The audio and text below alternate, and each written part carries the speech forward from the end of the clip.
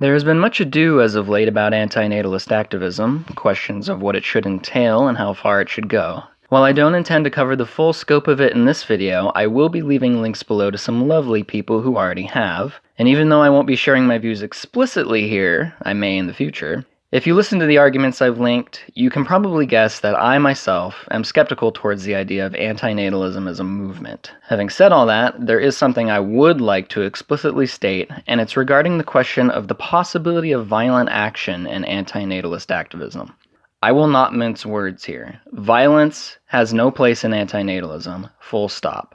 It is neither moral nor practical, and I will explain why.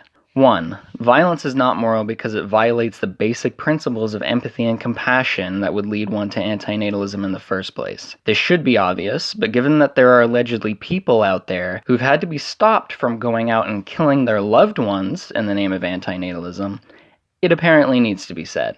I know there is always the question of misanthropic antinatalists, and while I'm not keen on the misanthropes, I think even they would agree with what I've argued.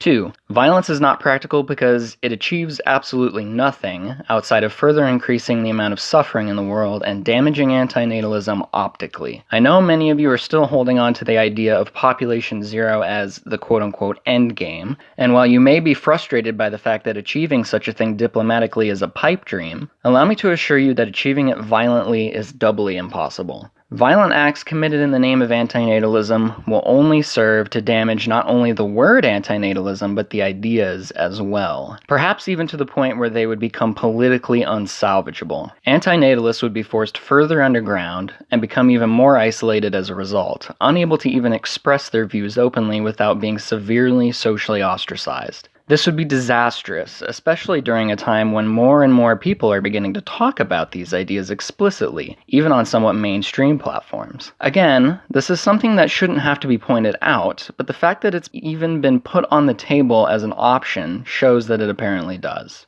Now, I've mostly been talking about violence against people, but luckily it seems the current risk of that is low. What is more pertinent and alarming is a question of whether we should kill animals or not, in this case specifically cats. And most of what I've already stated applies to them as well. Killing cats to, quote, put them out of their misery, when there is nothing wrong with them physically, is not ethical. It is murder. And the fact that this argument has been put forward by those calling themselves vegetarians is remarkably surreal. It is also futile, as it doesn't matter how many you kill, they will always outbreed you. If anyone were to seriously do this, they would not be solving any problem, nor would they be doing something ethical, they would just be murdering animals. What is ethical and compassionate is giving as many cats as possible a safe, comfortable, and relatively happy existence, not snuffing it out without at least offering them some joy and love before they inevitably become old. I'm not interested in compelling anyone to listen to me, and it may indeed already be too late, but I implore other antinatalists out there to strongly distance themselves from violent rhetoric and violent actions, not just as a matter of optics,